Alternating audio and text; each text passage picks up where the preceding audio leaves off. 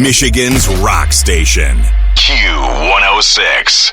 Wolf Van Halen, man, welcome back to Michigan's rock station, Q106. How's life treating you today? I'm good. I'm happy to be Excellent. here. Thanks for having me. Dude, our pleasure. Last time we talked was a couple of years back, and Mammoth had just become a thing, and we were blown away by that thing. And then you come and drop the end on us, or as I like to call it, a master class in shredding. Good Lord, man. And look, you talk guitar. I'm sure I know you got cats who want to talk guitar with you all day. Let's talk about this bass work for just a minute. I'm a sucker for some slap bass, man. I got to know, who's your bass inspo, man? If I had to pick two off the top of my head, it'd have to be Les Claypool and Justin Chancellor from Tool are two of my favorite bass players. Ooh, solid picks, no doubt. What is it about? I mean, Les, it's like watching an octopus play. He's one of those cats. Like I fart around with bass a little bit, and I watch him, and I look at my dumb hands and go, "Why don't you do that?" And then my hands tell me, "Well, you don't rehearse or practice. That's probably why." So, I think Les is just one of those musicians that can't be contained by a recording. Like you can capture how amazing he is, but like live, he's just this insane beast. Like he's just too good that it's just unfair. Just incredible. some might say that about one Wolf Van Halen. I mean, let's face it. Once again, you play every single instrument under the sun. I think last time we talked, I think you were still working on woodwinds, maybe. Yeah. Maybe the concertina. Wolf's polka shred on the way. Dude, the video for this song, it definitely riffing on Robert Rodriguez's From Dusk Till Dawn. I got to know, man. I mean, look, you got people who want to talk tunes with you all day. Let's talk movies for just a sec here. Obviously, Robert Rodriguez, you must be a fan of his work. What other directors inspire you as a creative? Christopher Nolan is another big one that I really like. I think I really like his partnership he usually has with Hans Zimmer and how his music really resonates well with the films he makes. I think that's a really great partnership they have that I really enjoy. Look, I'm bringing it back to music now. I really enjoy everything that Trent Reznor and Atticus do for the how. I mean, they're doing everything now. It's incredible.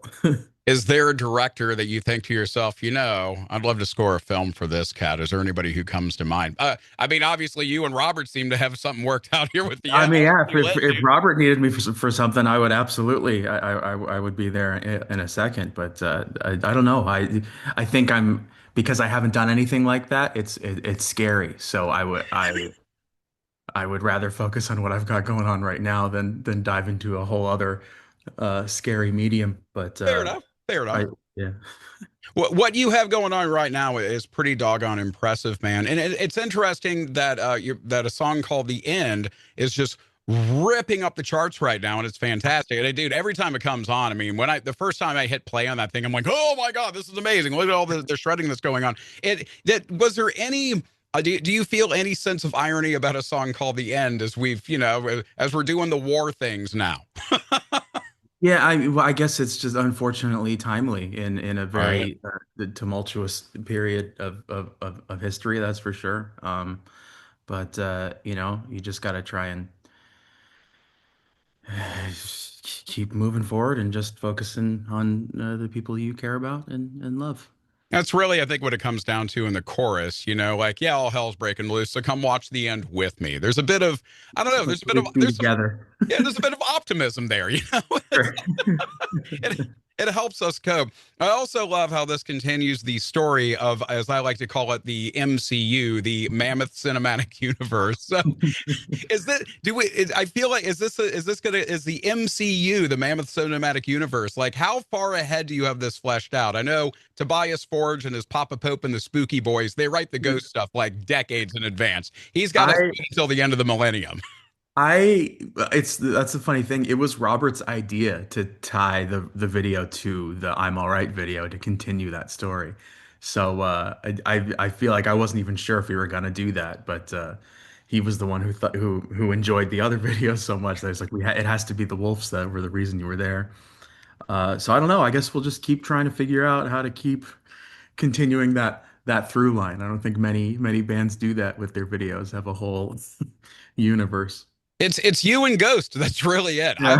I'm so here for the MCU. I'm tickled by it every Yeah, we time. should trademark that. Nobody has that, right? There may be a cartoon mouse that'll have a thing or 12 to say about it. It's fine. They'll be fine. I mean, yeah, they're too busy fighting the AI companies anyway. It'll be all right. So again, so the MCU, we're going to be doing that for a hot minute. Fantastic. There was obviously some huge guest stars in the video. Danny Trejo, that had to have been a huge get for you, dude. Oh, it was unbelievable. I've been a fan of his forever. We met briefly, like out of he came to a Van Halen show when we were touring, and he was super kind. But Robert gave him a call for this, and because he had him pictured for the bartender, kind of reprising his role from Dusk Till Dawn, and he wanted to do it, and I couldn't believe it. It's just just ridiculous. I didn't really imagine that we would be doing it. It was just really crazy to Right. do. How tough was it for you to resist the urge to yell machete at him? Yeah, I know. But he's a wonderfully kind man. As scary as he is in movies, he's just the sweetest guy. Right. It's like that with death metal musicians. They sing about all the Oh most yeah, vicious things, and like they're the sweetest sons of bitches you'll kindest ever people meet. you ever meet. I just met uh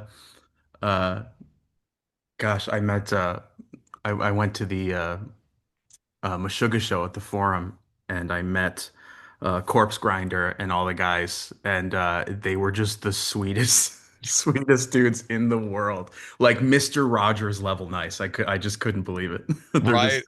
all so sweet. Cannibal The Corpse guy.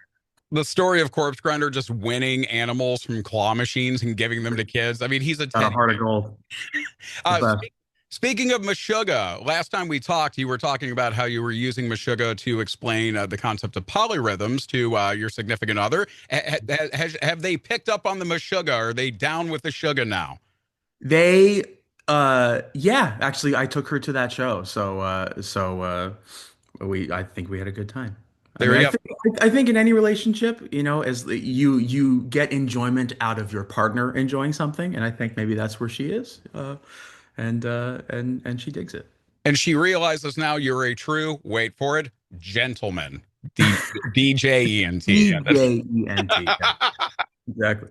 There you go. Those extra consonants matter, Spam. Well, Wolf, dude, thank you so much for taking some time. I know you've got a ton of these lined up today, dude. Thank you so much for taking the time to sit down with us to share some stuff behind the scenes with the end. That song shreds its ass off. We cannot wait for Mammoth 3, dude. We're super freaking here for it, man. And I'm glad that you got to prove to be a gentleman. Thank you very much, man. You take Right care. on, man. You be safe, you be well, and have fun on the road, brother. We will see you at Soaring Eagle Casino and Resort here in a little bit with the boys from Creed, man. Should be a hell. Oh, very cool. I can't wait. There you go, man. And be safe at the casino, man. There, I try to win every time I go, and I I'd should have to just do some Texas hold them. yeah. I'm more of a Magic the Gathering guy. They apparently you're not allowed to bring cards with monsters on them to the table. Michigan's Rock Station. Q106.